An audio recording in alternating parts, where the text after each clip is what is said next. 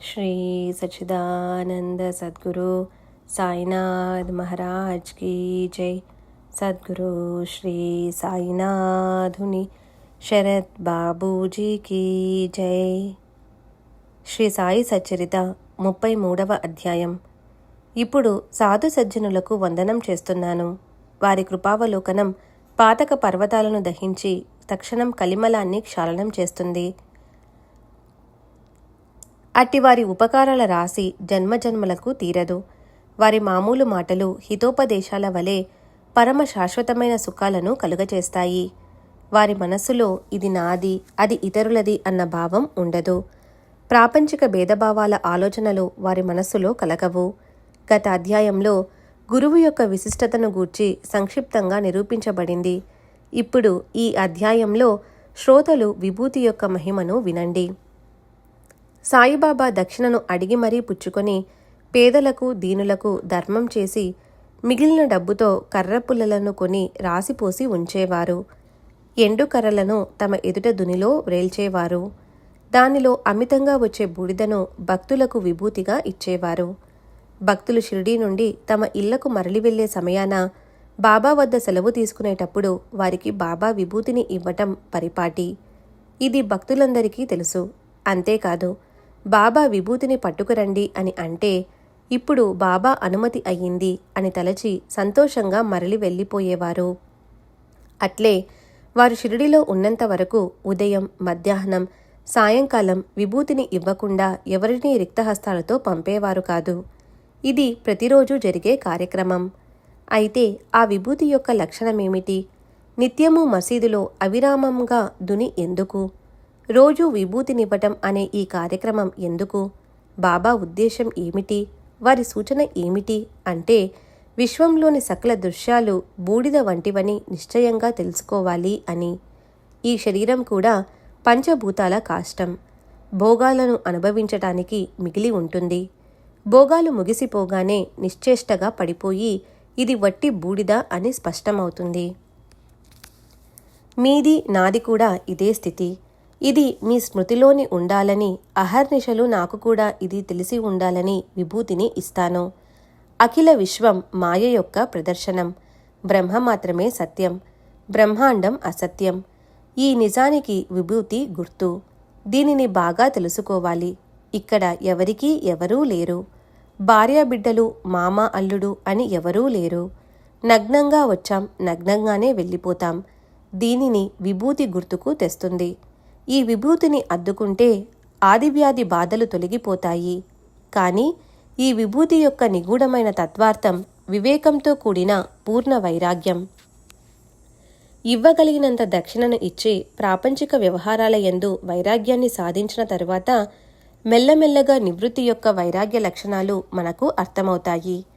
వైరాగ్యం అబ్బినా దానితో పాటు వివేకం లేకపోతే ఆ వైరాగ్యం మట్టి కొట్టుకుపోతుంది। అందువలన విభూతి విలువను తెలుసుకోండి। వివేక వైరాగ్యాల జంట వలనే విభూతి దక్షిణల జత। ఇవి లేకపోతే భవసాగర తీరాన్ని చేరటం అత్యంత కష్టం। పెద్దలు, పిల్లలు బాబా దర్శనానికి వచ్చి వినయంగా వారి చరణాలకు నమస్కారం చేస్తారు। వారు తిరిగి వెళ్ళిపోయేటప్పుడు బాబా వారికి విభూతిని ఇస్తారు। నిత్యం మసీదులో దుని అహర్నిశలు అక్షయంగా ప్రదీప్తంగా మండుతుంటుంది। అందులోని విభూతినే బాబా భక్తులకు పిడికెళ్లతో ఇచ్చి సాగనంపేవారు। ప్రసాదమని విభూతిని ఇచ్చేవారు। తమ బొటన వ్రేలితో భక్తుల నొసటన అద్ది అట్లే తమ చేతిని వారి శిరస్సుపై ఉంచి వారికి శుభాశీస్సులను ఇచ్చేవారు। ఊది, విభూతి, బూడిద ఇవి మూడు పదాలు కాని అర్థం మాత్రం ఒకటే। బాబా ఇదే ప్రసాదాన్ని నిత్యం నిరాటంకంగా నిరవధికంగా పంచేవారు। ప్రపంచం బూడిదతో సమానం। మనం ఇలా బూడిదైపోయే రోజు తప్పక వస్తుందని గుర్తుంచుకోవాలి। ఇది విభూతి యొక్క మహిమ। తామరాకుపై నీరు వలె నశ్వరమైన ఈ శరీరం పతనమైపోయేదే కనుక దానిపైని అభిమానాన్ని త్యజించాలి అని విభూతి ప్రదానం తెలియచేస్తుంది। విశ్వవ్యాప్తి అంతా నిజంగా బూడిద వలె నిస్సారమైనదని నిర్ధారణగా తెలుసుకొని జగత్తు యొక్క మిథ్యత్వాన్ని గ్రహించండి। సత్యమైనది విభూతియే అని తెలుసుకోండి। విభూతి కంటే కేవలం మట్టి, సకల వస్తువుల నామరూపాల అంతిమగతి. ఈ జగత్తులో వస్తువుల మార్పు కేవలం నామ మాత్రమే. నిజానికి అంతా మట్టియే. ప్రేమ ఉప్పొంగినప్పుడు బాబా స్వయంగా పాటలు పాడుతుండగా విన్నాం. వానిలో ఊదిని గురించిన చిన్న ముక్కను శ్రోతలు శ్రద్ధగా వినండి. రమతే రామ ఆయోజి ఆయోజి ఊది యాంకి గోనియా లాయోజి. రాముడు తిరుగుతూ తిరుగుతూ వచ్చాడు. ఊదీ సంచులను పట్టుకుని వచ్చాడు. మనస్సు ఉల్లాసంగా ఉన్నప్పుడు బాబా ఎంతో సంతోషంగా అత్యంత శ్రావ్యంగా మాటిమాటికి ఈ 2 పాదాలను పాడేవారు. సారాంశం: బాబా యొక్క ఈ ధుని ఎన్నో విభూతి సంచులను ప్రసవించింది. వానిని లెక్కించటం ఎవరితరమూ కాదు. ఈ విభూతి పరమ శుభప్రదం. విభూతి ప్రధానంలోని గూఢార్థాన్ని, భావార్థాన్ని మరియు పరమార్థాన్ని గ్రహించి శ్రోతలు తమ శ్రేయస్సు కొరకు, యోగక్షేమాల కొరకు విభూతి గురించి అడుగుతుంటారు. అలా అడగకపోతే విభూతిలోని మహత్యం ఎలా విస్తరిస్తుంది? సాయిబాబా పరమార్థంలో ధురీనులు. భక్తుల యొక్క ప్రాపంచిక కోరికలను తీర్చి వారికి పరమార్థాన్ని ప్రసాదిస్తారు. ఈ విభూతికి సంబంధించిన భక్తుల యోగక్షేమ కథలు అసంఖ్యాకంగా చెప్పవచ్చును. కానీ గ్రంథం విస్తరించకుండా సంక్షిప్తంగా చెబుతాను. నారాయణ మోతీరాం ఇంటి పేరు జానీ. ఇతడు నాసిక్లో గృహస్థుడు, వంట బ్రాహ్మణుడు. బాబా యొక్క భక్తుడైన ఈ నారాయణరావు రామచంద్ర వామనరావు మోడక్ అనే బాబా యొక్క మరొక భక్తుని ఇంట నౌకరీ చేసేవాడు. ఇతడు బాబా శరీరంతో ఉన్నప్పుడు తల్లిని వెంటబెట్టుకుని బాబా దర్శనానికి వెళ్ళాడు. అప్పుడు బాబా తమంతట తామే అతని తల్లితో ఇక ముందు నౌకరీ చేయటమనే సేవాధర్మం ఉండదు అని ముందుగానే సూచించారు. ఈ బానిస బ్రతుకుకు స్వస్తి చెప్పి స్వతంత్రంగా ఏదో వ్యాపారం చేసుకోవటం ఇంతకంటే మంచిది అని అన్నారు. తరువాత కొంతకాలానికి భగవంతునికి దయ కలిగింది. పరాధీనతలో ఉన్న అతని నౌకరీ వదిలింది. స్వతంత్రంపై ప్రీతి కలిగింది. దాంతో స్వశక్తితో భోజన వసతి గృహాన్ని అక్కడే స్థాపించాడు. దానికి ఆనందాశ్రమమని పేరు పెట్టాడు. అందులో బాగా శ్రమపడగా అది దినదినాభివృద్ధి చెంది అతనికి పేరు ప్రఖ్యాతులు లభించాయి. అతని మనస్సు శాంతించింది. అలా జరిగిన దానిని గమనించి అతనికి సాయి చరణాలయందు నిష్ఠ పెరిగి అది దృఢమైన భక్తిగా మారింది. అనేక అనుభవాలు కలగటంతో ఆ భక్తి బలంగా నాటుకుంది. సాయి యొక్క వాణి అతని అనుభవంలోకి వచ్చింది. శ్రవణార్థులకు ఇది ఒక కథ అయింది. అతనికి సాయి చరణాలయందు ప్రేమ అభివృద్ధి అయ్యింది. సాయి యొక్క లీల అపూర్వం. బాబా ఎప్పుడూ ఏదైనా ఉత్తమ పురుషలో తమకు సంబంధించినట్లు చెప్పినా అదంతా ఇతరుల గురించి చెప్పినదే. జాగ్రత్తగా పరిశీలించిన వారికి ఇది ఎప్పుడూ అనుభవమవుతుంది. తరువాత అలా అనుభవాలు కలిగిన కొద్దీ నారాయణరావుకు భక్తి ప్రేమలు బాగా పెరిగాయి. అతనికి సంబంధించిన మరొక విషయాన్ని భక్తిభావంతో వినండి. నారాయణరావు మిత్రునికి ఒకరోజు అకస్మాత్తుగా తేలు కుట్టి చాలా బాధ కలిగింది. అటువంటప్పుడు కుట్టిన స్థలంలో విభూతిని రాసుకుంటే చాలా ఉపయోగకరం. కానీ ఎంత వెతికినా ఊది కనిపించలేదు. మిత్రునికి బాధ సహించరానిదైంది. విభూతి లభించలేదు. నారాయణరావు బాబా పటానికి నమస్కరించి వారి కరుణను అర్థించాడు. తరువాత ఆ పటం క్రింద అగరవత్తుల నుండి రాలిన బూడిదను ఆ క్షణం విభూతిగా భావించాడు. సాయినామ మంత్రాన్ని నోటితో ఉచ్చరిస్తూ ఒక చిటికెడు తీసి తేలుకుట్టిన చోట అద్దాడు. భక్తిభావం ఎలా ఉంటే అనుభవం కూడా అట్లే ఉంటుంది. ఇది శ్రోతలకు వింతగా అనిపించవచ్చు. కానీ విభూతిని రాసిన తక్షణం బాధ వచ్చిన దారే పారిపోయింది. ఆ ఇద్దరి హృదయాలలో ప్రేమ ఉప్పొంగింది. ఇదైనా అగరవత్తుల నుండి రాలిన విభూతి. దీనిని బాధపడిన వ్యక్తికి రాయడం జరిగింది. కానీ విభూతి అని భావించినప్పుడు దారిపైని మట్టి కూడా ఇటువంటి అనుభవాన్ని కలిగించింది. ఆ మట్టిని బాధపడ్డ వారికి కాక వేరే వారికి రాసినా అది ఉపయోగపడింది. ఒకసారి ఒక భక్తుని కూతురు గ్రంథి జ్వరంతో బాధపడుతూ ఉందని వేరే ఊరిలో ఉన్న తండ్రికి అకస్మాత్తుగా వార్త అందితే ఆ భక్తుడు చింతించసాగాడు. తండ్రి బాంద్రా పట్టణంలో ఉన్నాడు. అతని కూతురు వేరే గ్రామంలో ఉంది. అతని వద్ద విభూతి లేదు. అందువల్ల నానాకు కబురు పంపాడు. మీరు బాబాను ప్రార్థించి నా దుఃఖాన్ని దూరం చేయండి, విభూతి ప్రసాదాన్ని పంపండి అని నానా చందోర్కర్ని వేడుకున్నాడు. ఆ కబురు తీసుకుని వెళ్లేవానికి నానా కూడా దారిలోనే కలిశాడు. అప్పుడు నానా భార్యతో కళ్యాణ్కి వెళ్తున్నాడు. టానా పట్టణం స్టేషను వద్ద నానాకు ఈ కబురు అందింది. అయితే అతని వద్ద విభూతి లేదు. దారిలో నేలపైన మట్టిని తీశాడు. అక్కడే దారిలో నిలబడి సాయి సమర్థుణ్ణి ప్రార్థించి వెనుకకు తిరిగి తన భార్య నొసటన ఒక చిటికెడు రాశాడు. ఇక్కడ భక్తుడు తన కూతురు ఉన్న ఊరికి వెళ్ళి అక్కడ విషయాన్ని తెలుసుకొని చాలా ఆనందించాడు. ఆ అమ్మాయికి 3 రోజులు అత్యంత తీవ్రమైన జ్వరం వచ్చి ఆమె ఆ బాధకు నీరసించిపోయింది. ఆ ముందు రోజే కొంచెం నయమై విశ్రాంతి కలిగింది. చూడగా నానా బాబాను ప్రార్థించి మట్టిని విభూతిగా భావించి భార్య నొసటన అద్దినప్పటి నుండే ఆమె బాధ తగ్గింది. బాధ గురించిన ఈ కథ ఇలా ఉండని మంచి అవకాశం వచ్చినప్పుడు మరలా సవిస్తరంగా చెప్పవచ్చు. ఇది విభూతిని గురించిన చిట్కా. ప్రేమమయుడైన ఈ నానా చందోర్కరు జామ్నేరులో మామల్తదారుగా ఉన్నప్పుడు భక్త కళ్యాణ తత్పరుడైన సాయిబాబా చేసిన చమత్కారాన్ని వినండి. ఈ విభూతి యొక్క మహిమ అపారం. శ్రోతలు శ్రవణ తత్పరులు అవ్వండి. చాలా ఆశ్చర్యాన్ని కలిగించే 2వ ఊది చమత్కారాన్ని చెప్తాను. నానా యొక్క కుమార్తె ప్రసవ సమయం ఆసన్నమై సహించలేని ప్రసవ వేదన పడుతూ జామ్నేరు నుండి సాయి సమర్థుణ్ణి ఎన్నో విధాలా పిలువసాగింది. జామ్నేరులోని ఈ పరిస్థితి షిరిడీలో ఎవరికీ తెలియదు. సాయిబాబా సర్వజ్ఞులు, సర్వవ్యాపకులు. జగత్తులో వారికి తెలియనిది ఏదీ లేదు. భక్తులతో ఏకాత్మత కలిగి ఉండటం వలన నానా యొక్క అవస్థను తెలుసుకున్న సాయి సమర్థుల హృదయం ద్రవించింది. వెంటనే ఏం చేశారంటే నానాకు విభూతిని పంపించాలని వారికి అనిపించింది. ఇంతలో రామ్గిర్ బువా అను గోసావి మనస్సులో తన ఊరికి వెళ్లాలన్న కోరిక కలిగింది. అతని ఊరు కాండేష్లో ఉంది. ప్రయాణానికి సిద్ధమై అతడు మసీదుకు పోగా బాబా దర్శనానికి వారి పాదాల వద్దకు వచ్చాడు. బాబా శరీరదారులై ఉన్నప్పుడు ముందుగా వారి పాదాలపై పడకుండా ఎవరైనా ఏ కార్యం కోసమైనా సరే వారి అనుమతిని తీసుకోకుండా వెళ్లరు.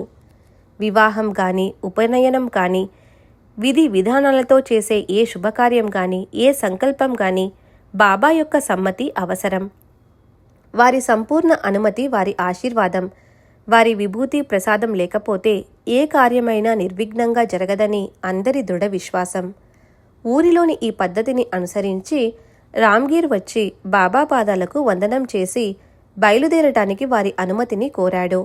బాబా, కాందేశ్లోని మా ఊరికి వెళ్ళి వస్తాను.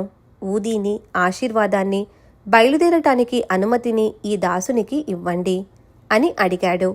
అతనిని బాబా ప్రేమగా బాపూగీర్ అని పిలిచేవారు. సరే, నీవు సంతోషంగా ఊరికి వెళ్ళు. దారిలో కాస్త విశ్రాంతిని తీసుకో. ముందుగా జామ్నేరుకు వెళ్ళి నానా ఇంటి వద్ద ఆగు.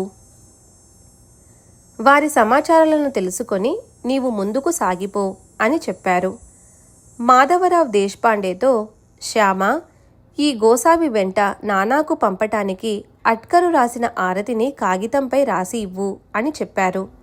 తరువాత గోసావికి విభూతినిచ్చి మరికొంత విభూతిని పొట్లం కట్టి అతని చేతికిచ్చి బాబా నానాకు పంపారు. ఈ పొట్లాన్ని, ఈ ఆరతిని తీసుకుని వెళ్ళి నానాకు ఇవ్వు. వారి క్షేమాన్ని, కుశల పరిస్థితిని తెలుసుకొని మీ ఊరికి వెళ్ళు అని చెప్పారు. రామజనార్దనుడు రాసిన ఆరతి జ్ఞానరాజా అను ఆరతి పాట వంటిదే ఈ ఆరతి సాయిబాబా. రెండూ సమానంగా ఉంటాయి. రామజనార్దనుడు జనార్దన భక్తుడు, మాధవ అట్కరు సాయి పాదాంకితుడు. ఇతని ఆరతి పాట రచన అత్యంత అనుగ్రహంతో నిండినది. ఈ ఆరతి లేకుండా సాయి ఆరాధన పూర్తి కాదు. ఇది బాబాకు ప్రియమైనది. విభూతి వెంట బాబా పంపించిన ఆరతి పాట అంతటినీ శ్రోతలు ఆలకించండి. దీని ఫలశ్రుతి తరువాత తెలుస్తుంది. ఆరతి గైకొను సాయిబాబా, మీరు ప్రాణులకు సుఖాన్ని ప్రసాదిస్తారు. మీ చరణ ధూళియందు ఈ దాసునికి, భక్తులకు ఆశ్రయాన్ని ఇవ్వండి. కోరికలను వాసనలను దహించి నిరాకారులైన మీరు స్వస్వరూపంలో లీనమై ఉంటారు. ముముక్షువుల కళ్ళకు శ్రీరంగునిలా దర్శనమిస్తారు. దయాఘనులైన సాయినాథ, మీరు వారి వారి భక్తి విశ్వాసాల అనుసారం వారికి అనుభవాలను కలిగిస్తారు. ఇది మీ మాయ, మీ చమత్కారం. మీ నామాన్ని ధ్యానిస్తే ప్రపంచంలోని శారీరక మానసిక దుఃఖాలు నాశనమవుతాయి. మీ చర్యలు అగాధం, ఊహాతీతం. ఏ దిక్కులేని అనాథులకు మీరు మార్గాన్ని చూపుతారు. మీరు కలియుగంలో సగుణ బ్రహ్మస్వరూపంలో ప్రత్యక్ష దత్తదిగంబరులై అవతరించారు. వారంలో ప్రతి గురువారం భక్తులు తమ ప్రభువును దర్శించుకోవటానికి యాత్రకు వస్తారు. వారి భవభయాన్ని తొలగించండి. మీ చరణధూళి సేవయే నా యొక్క సంపద. దీనినే నేను కోరుకునేది. దేవాదిదేవా, చాతకపక్షి వంటి ఈ దీనుడు ఆత్మసుఖమనే నిర్మలమైన నీటిని కోరుకుంటున్నాడు. దీనిని ఈ మాధవునకు త్రాగించి మీ మాటను నిలబెట్టుకోండి. గోసావి బాబాతో, నా వద్ద మొత్తం 2 రూపాయలే ఉన్నాయి. వీనితో నేను జామ్నేరును ఎలా చేరుకోగలను అని అడిగాడు. నువ్వు నిశ్చింతగా వెళ్ళు, నీకు అన్ని సౌకర్యాలు ఏర్పడతాయి అని బాబా చెప్పారు. సాయిబాబా పాదాల యందు విశ్వాసముంచి గోసావి వెళ్ళటానికి బయలుదేరాడు. బాబా ఆజ్ఞను శిరసావహించి బాపూగీర్ విభూతి ప్రసాదాన్ని స్వీకరించి కార్యతత్పరుడై త్వరగా బయలుదేరాడు. ఇప్పటివలే జామ్నేరుకు అప్పుడు రైలుబండి మార్గం లేదు. ప్రయాణీకులకు ఏ సౌకర్యం లేదు. గోసావికి చింత పట్టుకుంది. ప్రయాణీకులు జలగాంలో రైలు దిగి అక్కడి నుండి దారంతా నడిచి వెళ్ళాలి. ₹1.14 అనాల రైలు టికెట్టు కొనగా మిగిలిన 2 అనాల డబ్బుతో ముందుకు ఎలా సాగాలి అని ఆలోచిస్తూ గోసావి జలగాం స్టేషన్లో టికెట్టు ఇచ్చి బయటపడి దూరాన ఒక సిపాయిని చూచాడు. అప్పటికే అతడు షిరిడీ నుండి వచ్చిన బాపూగీర్ ఎవరు అని వెతుక్కుంటున్నాడు. ప్రయాణీకుల ముందుకు వచ్చి, మీలో షిరిడీ బాపూగీర్ ఎవరు చెప్పండి అని అడిగాడు. అతడు అలా అడగటం తన కోసమే అని తెలుసుకొని ముందుకు వెళ్ళి, బాపూగీర్ నేనే, అయితే ఏమిటి అని అడిగాడు. మీకోసం నానా చందోర్కర్ నన్ను పంపారు. వారు ఎదురు చూస్తుంటారు. త్వరగా వచ్చి టాంగాలో కూర్చోండి, పోదాం అని చెప్పాడు. బువాకు చాలా ఆనందం కలిగింది. నానాకు షిరిడీ నుండి కబురు వెళ్ళిందేమో, అందుకనే ఇప్పుడు జట్కా బండి టాంగా వచ్చింది. ఘోరమైన కష్టం తప్పింది అని అనుకున్నాడు. సిపాయి చురుకైన వానిలా కనిపించాడు. గడ్డం, మీసాలు, గిరజాలు ఉన్నాయి. పంట్లాం అది చక్కగా వేసుకున్నాడు. టాంగా కూడా అందంగా ఉంది. దానికి తగిన గుర్రాలు. అవేమన్నా బాడుగకు కట్టేవా? కార్యోత్సాహంతో ఇతర టాంగా బల్ల కంటే ముందుగా బయలుదేరింది. రాత్రి 12 గటికలప్పుడు వేగంగా బయలుదేరిన టాంగా తెల్లవారుజామున దారిలో ఒక కాలువ వద్ద ఆగింది. అక్కడ బండివాడు గుర్రాలను నీరు త్రాగడానికి వదిలాడు. నేనిప్పుడే వస్తాను, సుఖంగా ఫలహారం చేద్దాం అని అన్నాడు. నేను మంచినీరు తీసుకుని వస్తాను. మనం మామిడి పండ్లు, పేడాలు, బెల్లం అప్పాలు తిని బండికి గుర్రాలను కట్టి బయలుదేరుదాం అని అన్నాడు. ఆ దుస్తులు, గడ్డంతో ముసల్మాను వలె ఉన్న అతని మాటలు విని ఈ ఫలాహారాన్ని ఎలా తినాలి అని సంశయించి గోసావి అతని కులం గురించి అడిగాడు. టాంగావాడు, మీకు సందేహం ఎందుకు కలిగింది? నేను హిందువును, గఢ్వాల్ క్షత్రియ పుత్రుణ్ణి, రాజ్పూత్ జాతివాణ్ణి. మీకోసం ఈ ఫలహారం కూడా నానా పంపించారు. మనస్సులో ఏ సంకోచమూ లేకుండా నిశ్చింతగా తినండి అని చెప్పాడు. అతనిపై విశ్వాసం కుదిరాక ఆ ఇద్దరూ ఫలాహారం తిన్నారు. టాంగావాడు బండి కట్టాడు. సూర్యోదయానికి వారి ప్రయాణం ముగిసింది. టాంగా ఊరిలోకి ప్రవేశించగానే నానా యొక్క కార్యాలయం కనిపించటంతో గుర్రాలు ఆగాయి. రామ్గీర్ మనసులో సంతోషించాడు. అతడు మూత్ర విసర్జనకు ప్రక్కగా వెళ్ళి కూర్చొని వచ్చేసరికి ఆశ్చర్యం. అక్కడ టాంగా లేదు, గుర్రాలూ లేవు. టాంగావాడు కూడా లేడు. ఎవరూ కనిపించక ఆ స్థలం ఖాళీగా కనిపించింది. ఇదేం చమత్కారం! నన్ను ఇంతవరకు తీసుకొని వచ్చినవాడు ఇంతలో ఎక్కడికి వెళ్ళిపోయాడు అని రామ్గీర్ మనసులో అనుకున్నాడు. నానాను కలుసుకోవాలనే ఆత్రుతతో గోసావి ఆఫీసుకు వెళ్ళి నానా ఇంటిలో ఉన్నాడని తెలుసుకొని అక్కడికి వెళ్ళటానికి బయలుదేరాడు. దారిలో నానా ఇంటి అడ్రస్ను అడిగి తెలుసుకుని అక్కడికి వెళ్ళాడు. నానా ఇల్లు సులువుగానే దొరికింది. బయట అరుగు మీద కూర్చోగా నానా లోపలికి పిలిపించుకున్నాడు. వారు పరస్పరం కలుసుకున్నారు. రామ్గీర్ విభూతిని ఆరతిని బయటకు తీసి నానా ఎదుట ఉంచి వృత్తాంతాన్నంతా మనవి చేశాడు. విశేషమేమిటంటే విభూతి వచ్చినప్పుడు ఆ సమయాన నానా కుమార్తె ప్రసవవేదన పడుతూ ఉంది. ఆ కష్టాన్ని బాధను తొలగించటానికి నవచండీ హవనం మరియు దుర్గా సప్తశతి పారాయణ చేయించడం చూచి రామ్గీర్ ఆశ్చర్యపోయాడు. ఆకలితో ఉన్నవానికి అకస్మాత్తుగా పక్వాన్నలతో నిండిన పళ్ళెం ముందుకు వచ్చినట్లు, దాహంతో ఉన్న చకోర పక్షి నోటికి అమృతం అందినట్లు నానాకు అనిపించింది. భార్యను పిలిచి కుమార్తెకు నీటిలో వేసి త్రాగించమని విభూతినిచ్చాడు. తాను స్వయంగా ఆరతి పాడటం ఆరంభించాడు. క్షణం గడిచిందో లేదో విభూతిని వేసిన గ్లాసు నోటికి అందించగానే అమ్మాయికి బాధోపశమనం కలిగింది. వెంటనే ఆమె బాధ తొలగిపోయి సుఖంగా ప్రసవించింది. గండం గడిచిపోగా అందరి ఆదుర్ద తొలగిపోయింది. టాంగావాడు ఎక్కడికి వెళ్ళాడు? ఇక్కడ నాకు కనిపించడం లేదు.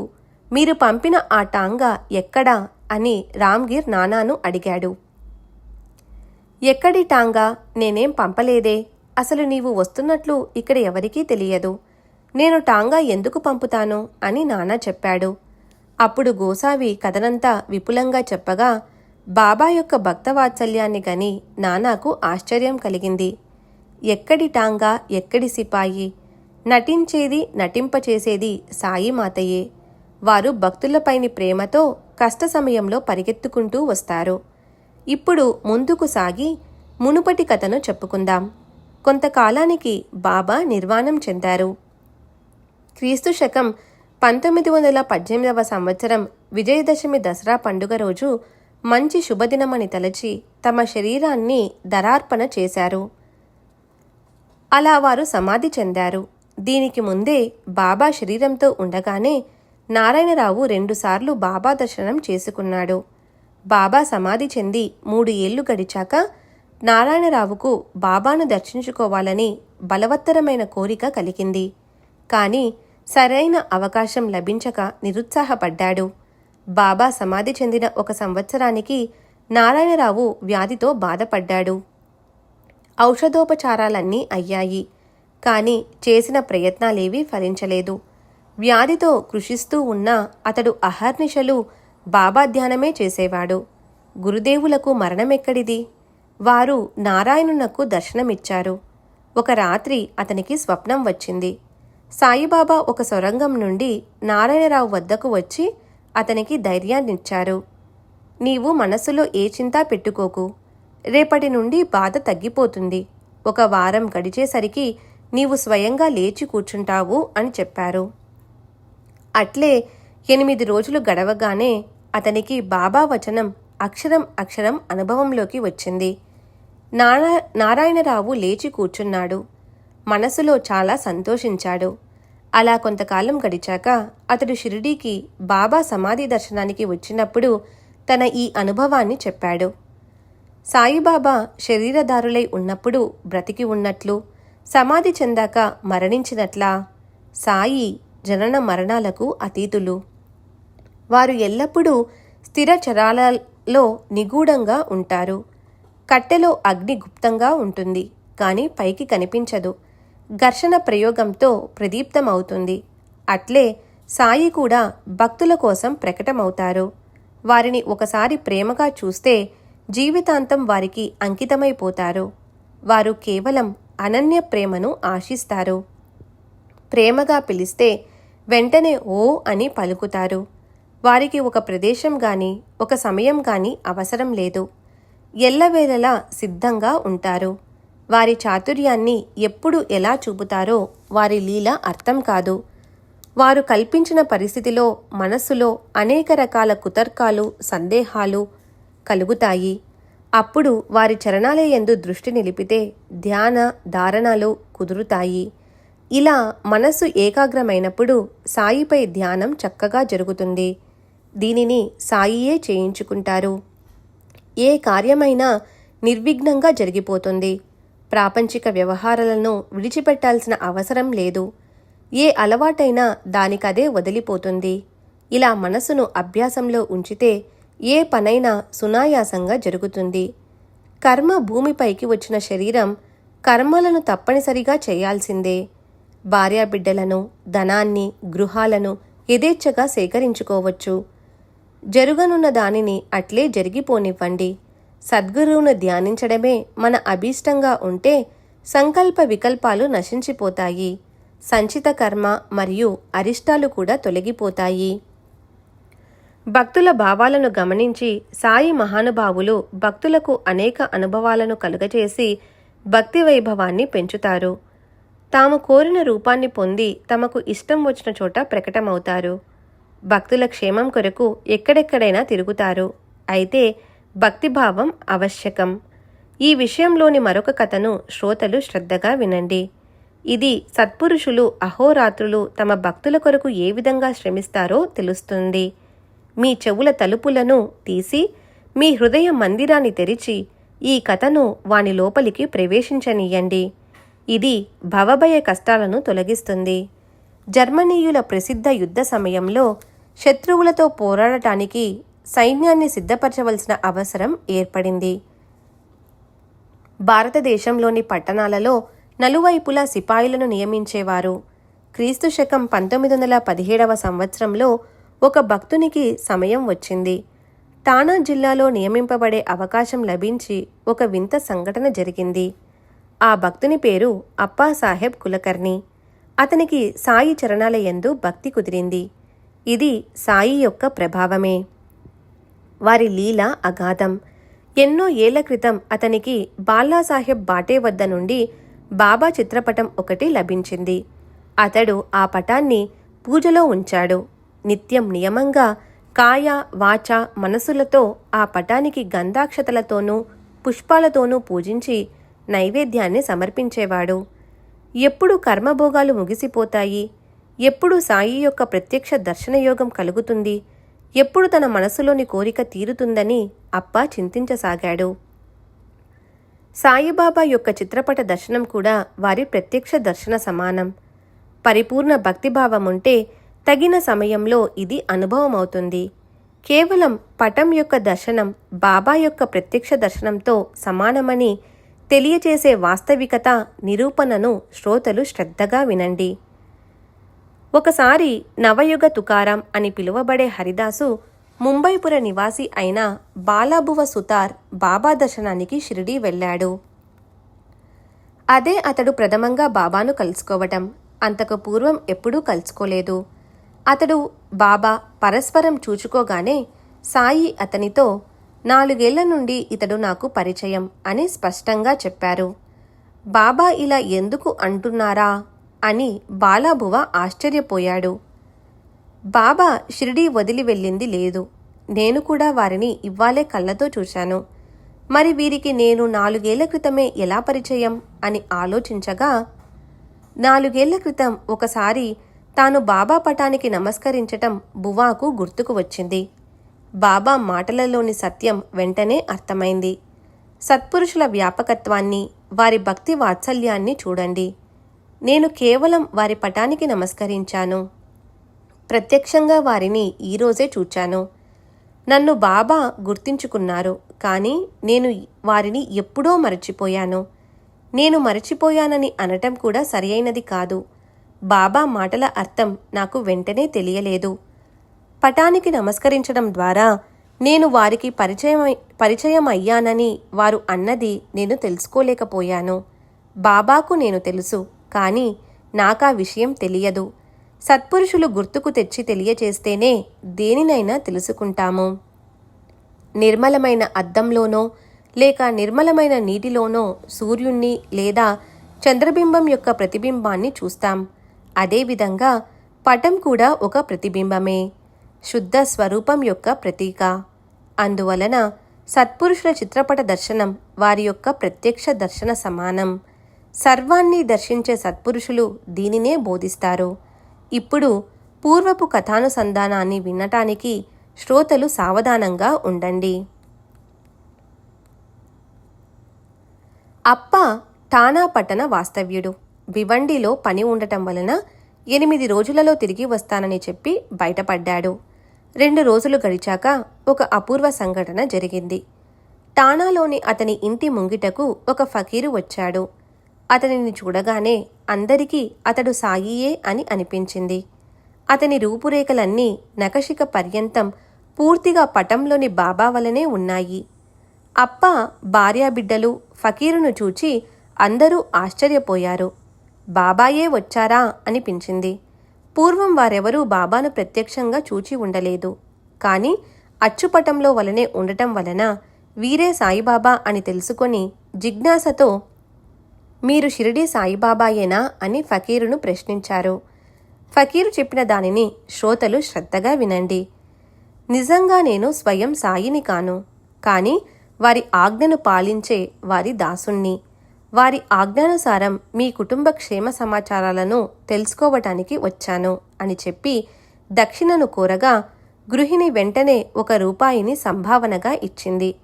అతడు కూడా బాబా విభూతిని ఇచ్చాడు. సాయిబాబా విభూతిని పొట్లం కట్టి ఆ స్త్రీకి ఇచ్చి దీనిని ఆ పటం వద్ద ఉంచండి, మీకు సుఖం కలుగుతుంది అని చెప్పాడు. తన పని పూర్తి చేసుకొని సాయి నా కోసం ఎదురు చూస్తుంటారు అని సెలవు తీసుకుని ఫకీరు వెళ్ళిపోయాడు. తరువాత అతడు అక్కడి నుండి వచ్చిన దారినే వెళ్ళాడు. ఇక్కడ సాయి యొక్క ఈ అపూర్వ లీల జరిగింది. భివండికి బయలుదేరిన అప్పాసాహెబు ముందుకు వెళ్ళక వెనుకకు మరలాడు. టాంగా బండి గుర్రాలు జబ్బుపడటంతో ప్రయాణం ముందుకు సాగక ఆగిపోయింది. మధ్యాహ్నం అతడు ఠానాకు వచ్చి జరిగిన వృత్తాంతాన్నంతా తెలుసుకున్నాడు. ఫకీరు దర్శనం చేసుకోనందుకు అప్ప మనసు చివుక్కుమంది. పైగా కేవలం 1 రూపాయిని దక్షిణగా ఇచ్చినందుకు తనలో సిగ్గుపడ్డాడు. నేను ఉండి ఉంటే 10కి తక్కువ ఇవ్వకుండా అసలు పంపేవాణ్ణి కాను అని తలచి తనలో బాధపడ్డాడు. ఆ ఫకీరు మసీదు వద్ద దొరకవచ్చు అని అతనిని వెదకటానికి భోజనం చేయకుండానే బయలుదేరాడు. ఫకీరులు బస చేసే మసీదు, తకియా మొదలగు అన్ని ప్రదేశాలలోనూ అప్ప వెదికాడు. ఆ ఫకీరు కోసం అలా వెదికి వెదికి అప్ప అలసిపోయాడు. కాని ఫకీరు ఎక్కడా కనిపించలేదు. అప్పుడు నిరాశ చెంది ఆకలిగా ఉన్నందువలన వెళ్ళి భోజనం చేశాడు. ఖాళీ కడుపుతో దేనిని వెదకటానికి వెళ్ళకూడదని అతనికి తెలియదు. ముందుగా తన ఆత్మను సంతుష్టపరచి తరువాత వెదకటానికి వెళ్ళాలి. ఈ విషయంలో బాబా చెప్పిన కథ ఈ తత్వంలోని యథార్థాన్ని తెలుపుతుంది. ఇక్కడ దాని పునరుక్తి ఎందుకు? శ్రోతలకు ఆ అధ్యాయం అవగతమే కదా. గురువు యొక్క మహిమ అన్న గత అధ్యాయంలోని కథలో కరుణామయులైన శ్రీ సాయి తమ గురువు యొక్క ఘనతను తాము స్వయంగా వర్ణించారు. ఆ సత్యవచనమే అనుభవమైంది. అప్ప భోజనం చేసి స్నేహితుడైన చిత్రేను వెంటబెట్టుకుని మామూలుగా తిరగటానికి వెళ్ళాడు. కొంత దూరం వెళ్ళాక ఒక పెద్ద మనిషి వారి వైపే చూస్తూ త్వరగా వారి వద్దకు రావడం గమనించాడు. అలా అతడు వచ్చి దగ్గర నిలబడ్డాడు. అప్పాసాహెబ్ అతనిని పరికించి చూడగా ఉదయం వచ్చినది ఇతడే. తాము వెతుకుతున్న ఫకీరు ఇతడే అయి ఉంటాడని అనిపించింది. ఇతని రూపురేఖలు నఖశిఖ పర్యంతం పటంలో వలనే ఉన్నాయి. చూడగానే బుద్ధికి విస్మయంగా ఉంది అని అప్ప తనలో తాను తర్కించుకుంటూ ఉండగా ఆ ఫకీరు చేయి చాచాడు. అప్పుడు అతని చేతిలో అప్ప 1 రూపాయిని ఉంచాడు.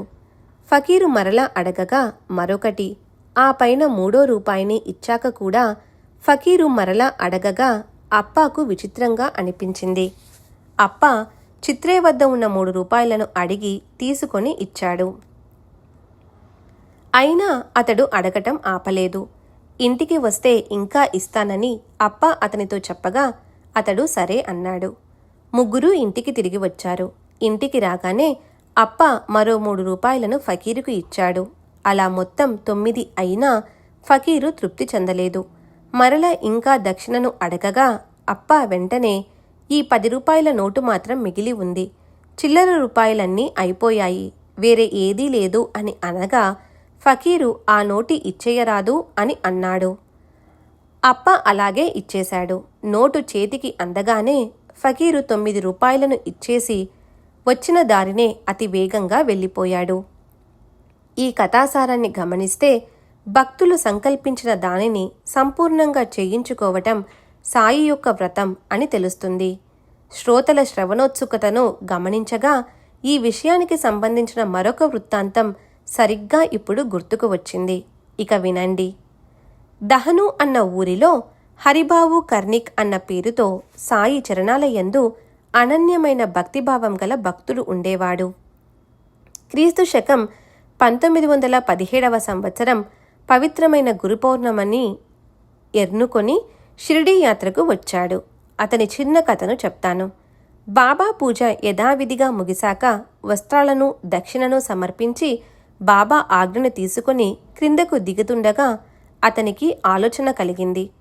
పైకి వెళ్ళి బాబాకు మరొక రూపాయిను ఇవ్వాలని అనిపించింది. కానీ ఆ ఆలోచనను మానుకోవాల్సి వచ్చింది. ఆ రూపాయిని తన వద్దే ఉంచేసుకున్నాడు. తిరిగి వెళ్ళిపోవటానికి బాబా ఆజ్ఞ ఒకసారి అయ్యాక తాను వెంటనే ముందుకు వెళ్ళిపోవాలని తనకు బాబా అనుమతిని ఇప్పించిన వ్యక్తి పైనుండి సైగ చేశాడు. ఆ సంకేతాన్ని అనుసరించి కర్ణిక్ ముందుకు సాగిపోయాడు. దారిలో మిత్రునితో సహా నాసిక్లో దిగాడు. కాళారాముని దేవాలయంలోకి దర్శనానికి కర్ణిక్ వెళ్ళగా అక్కడ అనుకోకుండా నరసింహ మహారాజ్ అనే సాధువు దర్శనం కలిగింది. భక్త పరివారం అతని చుట్టూ ఉన్నారు.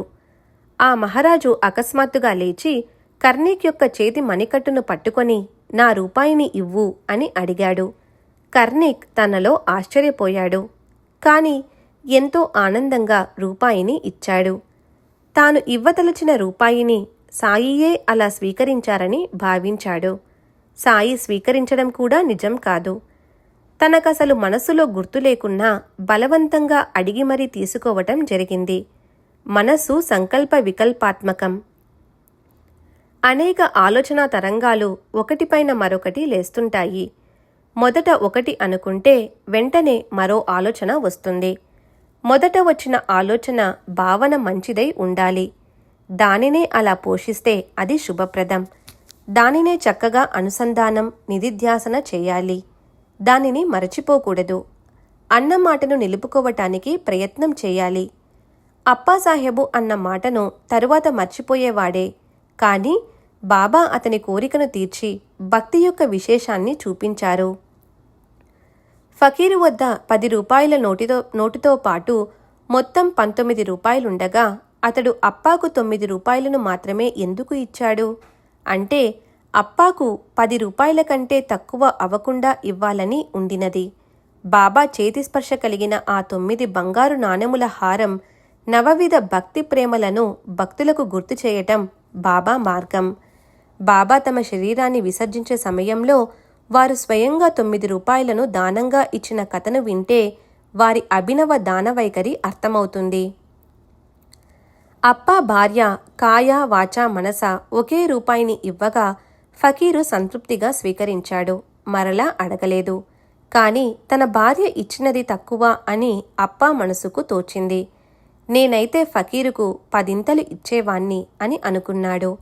అప్పా అలా 10 రూపాయలు ఇస్తానని వచనబద్ధుడైనప్పుడు వానిని ఇవ్వకపోతే ఇచ్చిన మాట నుండి రుణం నుండి ముక్తుడు ఎలా కాగలడు? ఆ ఫకీరు ఇతరుల వంటివాడు కాదు. ఎవరో బికారి అయితే చేతిలో ఏదో పడగానే వెనక్కి తిరిగి వెళ్ళిపోతాడు. కాని ఆ రోజు గడవకుండానే ఆ రోజే మరలా వచ్చాడు. ఎవరో అపరిచితుడైన ఫకీరని అప్పా అనుమానించాడు. ఫకీరు అడిగినప్పుడు అప్పా వద్ద 6 రూపాయలు ఉన్నాయి. కాని ఆ డబ్బును ఇవ్వలేదు.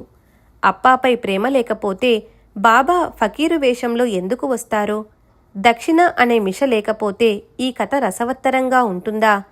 అప్పాసాహెబు నిమిత్తమాత్రుడు. మీది మాది మన అందరి పద్ధతి ఇదే. మొదట ఉదారంగా ఆలోచిస్తాం. కానీ సమయం వచ్చినప్పుడు సందర్భానుసారం ప్రవర్తిస్తుంటాం.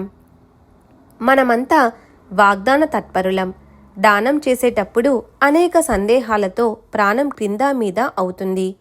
నిశ్చయమన్నది అరుదు. మితంగా హితాన్నే మాట్లాడుతూ తాము అన్న ప్రకారం ప్రవర్తించేవారు తమ మాటను నిజంగా చేసి చూపించే హరి యొక్క ప్రియపుత్రులు ఎక్కడో ఒకరు ఉంటారు.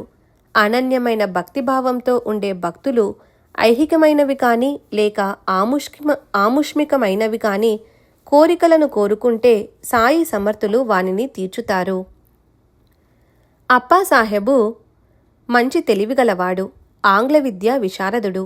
అతనికి ప్రభుత్వం మొదట జీతం 40 రూపాయలను మాత్రం ఇచ్చేది. తరువాత బాబా యొక్క పటం లభించాక జీతం క్రమక్రమంగా పెరిగి ఆ 40కి ఎన్నో రెట్లు పెరిగింది. బాబా 1కి 10 ఇస్తారు. 10 అధికారం, 10 సత్తా. ఇది బాబా వద్ద ఎప్పుడూ అందరికీ అనుభవం. పైగా ఈ భక్తి నిష్టల పరమార్థ దృష్టిని పెంపొందించటం ఇది సామాన్య విషయమా? బాబా లీల విచిత్రమైనది. తరువాత ఫకీరు అప్పాకు ఇచ్చిన విభూతి పొట్లాన్ని భక్తిగా విప్పి చూచాడు. విభూతితో పాటు దానిలో పూలు అక్షింతలు ఉన్నాయి. తాయెత్తును చేయించుకొని దానిలో వానిని ఉంచి అత్యంత పూజ్యభావంతో చేతికి కట్టుకున్నాడు. తరువాత బాబా దర్శనం చేసుకున్నప్పుడు బాబా స్వయంగా ఇచ్చిన తమ వెంట్రుకను కూడా తాయెత్తులో భద్రపరుచుకున్నాడు. బాబా యొక్క విభూతి మహిమ ఎంత గొప్పది! విభూతి శంకరుని భూషణం. భక్తిగా నొసటన రద్దుకుంటే విఘ్నాలన్నీ వెంటనే తొలగిపోతాయి. ముఖం కడుక్కొని లేదా స్నానం చేసి నిత్యం విభూతిని రాసుకొని చరణ తీర్థంతో పాటు సేవిస్తే పవిత్రత, పుణ్యం కలుగుతాయి. అంతేకాదు, విభూతి విశేషమేమిటంటే నిత్యం సేవిస్తే పూర్ణాయువు కలుగుతుంది. పాతకాలు నిశ్శేషంగా నశించిపోయి ఎల్లప్పుడూ సుఖంగా సంతోషంగా ఉంటారు. ఇటువంటి మధురమైన కథామృత సేవనాన్ని సాయిబాబా అప్పా కొరకు ఏర్పాటు చేశారు. ఆ విందు పంక్తుల్లో మనం అతిథులుగా వచ్చిన బంధువులం కనుక యథేచ్ఛగా ఆరగిద్దాం. అతిథులకు ఇంటి యజమానికి ఒకటే విందు. రసాన్ని ఆస్వాదించడంలో ఏ భేదభావం లేదు. ఆత్మానంద రూపంలో ఉన్న ఈ విందును సేవించి సంతృప్తులవ్వండి. హేమాడ్ సాయికి శరణు వేడుతున్నాడు. ఇక ఇంతవరకు శ్రవణం చాలు. తరువాతి అధ్యాయంలో ఇంతకంటే గొప్పగా విభూతి యొక్క మహిమను చెబుతాను. సాయిబాబా దర్శనం మరియు విభూతి చర్చనంతో ఎముకలలో వ్రణం నిర్మూలనమవటం, నారికురుపు నివారణం, గ్రంథిజ్వరం తొలగిపోవటం మొదలగు వానిని శ్రద్ధగా వినండి. స్వస్తి శ్రీ సంతసజ్జన ప్రేరితము భక్త హేమాడ్ పంత్ విరచితము అయిన శ్రీ సాయి సమర్థ సచ్చరితంలో విభూతి ప్రభావమన్న 33వ అధ్యాయం సంపూర్ణం. శ్రీ సద్గురు సాయినాథార్పణమస్తు. శుభం భవతు. శ్రీ సచ్చిదానంద సద్గురు సాయినాథ్ మహారాజ్ కీ జై. సద్గురు శ్రీ సాయినాథుని శరత్ బాబూజీ కీ జై.